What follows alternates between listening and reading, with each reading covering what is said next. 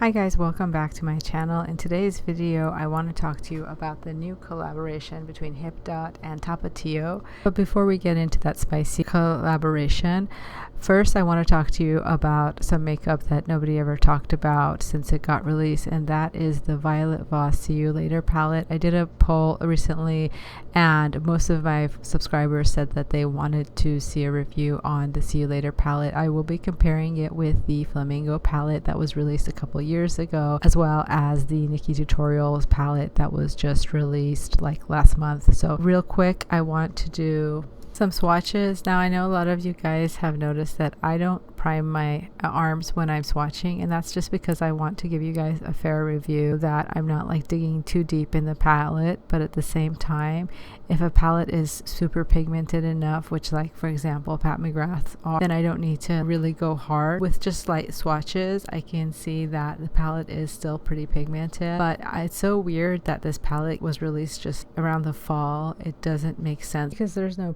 fall colors here, and it looks more like a summer palette or a palette that is very beachy, which makes sense why maybe it wasn't promoted on Trend Mood or any other page, and it just randomly showed up at Sephora's site and Violet Voss's website. I was interested because I really like the Flamingo palette, and as you guys can see, there's a lot more blues, a few reds in there, but nothing to write home about. Everything looks like it just complements that Flamingo palette. The Flamingo palette had like maybe one or two greens, but here we have a focus on blues and purples, as well as you get some deeper corally shades. So if you remove that background of blue and pink, you kind of see how this is more like a complementary palette to the Flamingo palette, and we'll also be comparing it to the new Nikki Tutorials palette. So if you have the Flamingo palette, I feel that this is a palette that will complement it, but it doesn't replace it, because in my mind the Flamingo palette is still a little bit more superior, and here's why. So let's start with some standout shades that make this palette unique. If you look closely, there's a more orangey peach mustardy shade called Shoreline. The other nice one here is the Aquamarine color, which is a duochrome. Another unique color that I could look for is probably that Scuba Dive Blue. And then perhaps let's look for something that might set this palette aside and make it worth it. Let's start with that green, that nice lush green color. So these are the colors that look remotely unique in the new See You Later palette. This kind of makes sense why they called it the See You Later palette, because these colors are definitely reminiscent of the ocean. They're very sea foamy, they're very shimmery, and to be honest with you, this is such a summer release that was mistakenly, in my opinion, released in the fall, because these are very much beachy tone colors, not really fall colors, and I really do like how pigmented these mattes and shimmers both are. My favorite has got to be this mermaid tail color, which is got like this duochrome shift between pink and a light champagne silver color. I really love having a slight duochrome amongst all these metallics and mattes, and I think this mermaid tail is probably my favorite, as well as this shimmery blue color. It definitely makes this palette more unique, and those are the only shades that are really speaking to me from this entire palette. That shimmery blue and that mermaid tail color are definitely the standout shades for me. I don't know, what do you guys think? Do you agree with me? When you look at both of these palettes, what really sets them apart? If I go back to the Flamingo palette, I like those seafoamy shades, and especially this one purpley shifty shade, but that mermaid tail for sure is a more advanced shade because it's got more shift to it, and I think that that's the unique part of this palette. Just I really can't stop swatching it because it's got so many nice shimmery reflective particles to it. I will say another shimmery shade that's calling out to me from the Flamingo palette is this nice light green one, and if I were to find a similar one in the See You Later palette, it would be this aquamarine color. And you see they're almost the same, but the flamingo one here is probably the more superior one.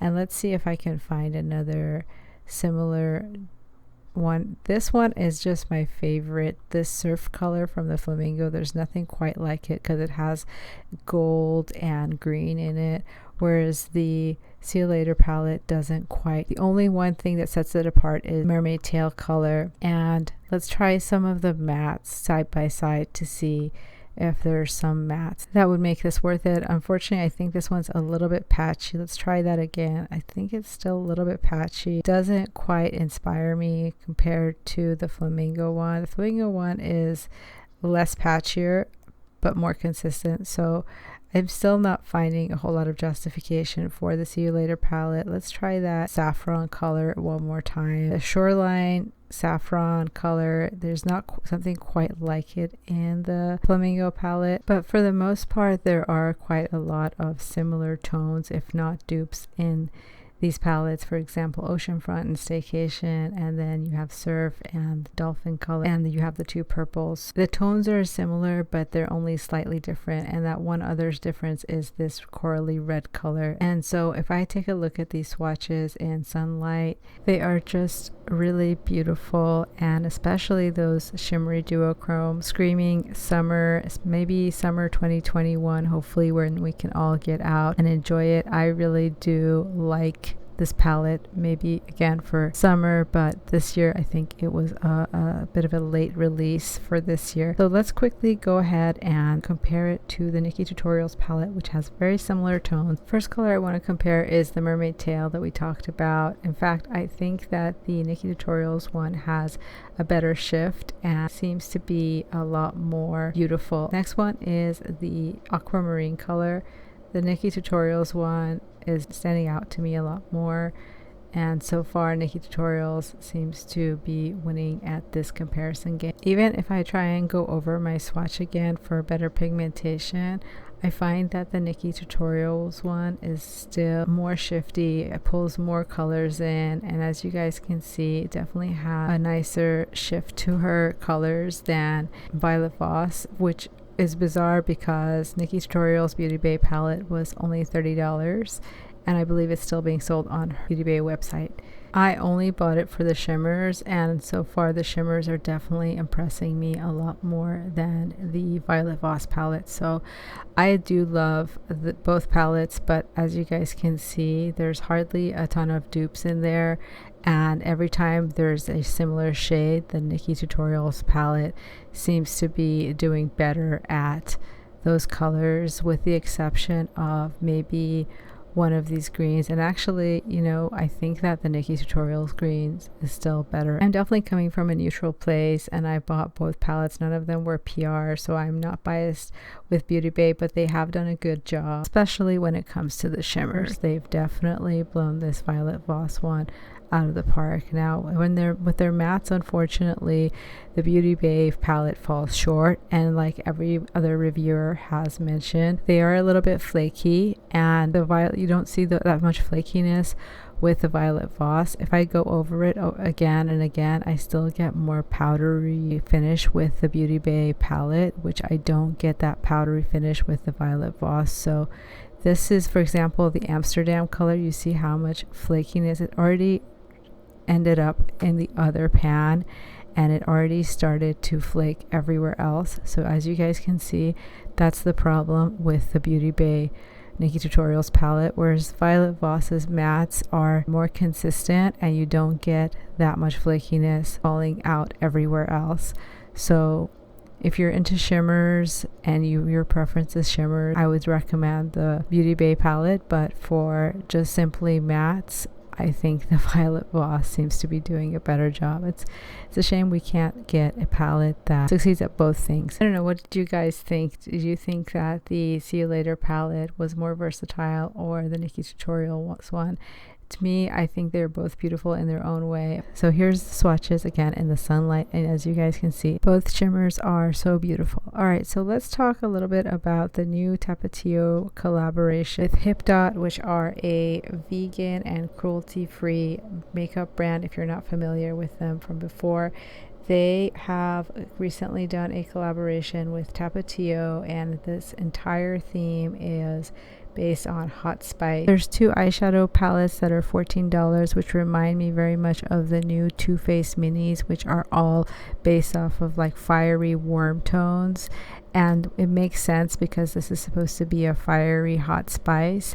But again, just like the Too Faced one, they don't have a dark black in there, and you have to be limited in your looks. It will include an actual hot sauce bottle in there, which I think is crazy because it can easily be confused with those lip glosses that are also pepper infused. I don't know if it's just me, but there's something nerve-wracking about having eyeshadow, pepper, and lip gloss next to hot sauce. It to me just sounds like a very bad idea. It makes me kind of nervous, wondering that I'm going to accidentally mess it up.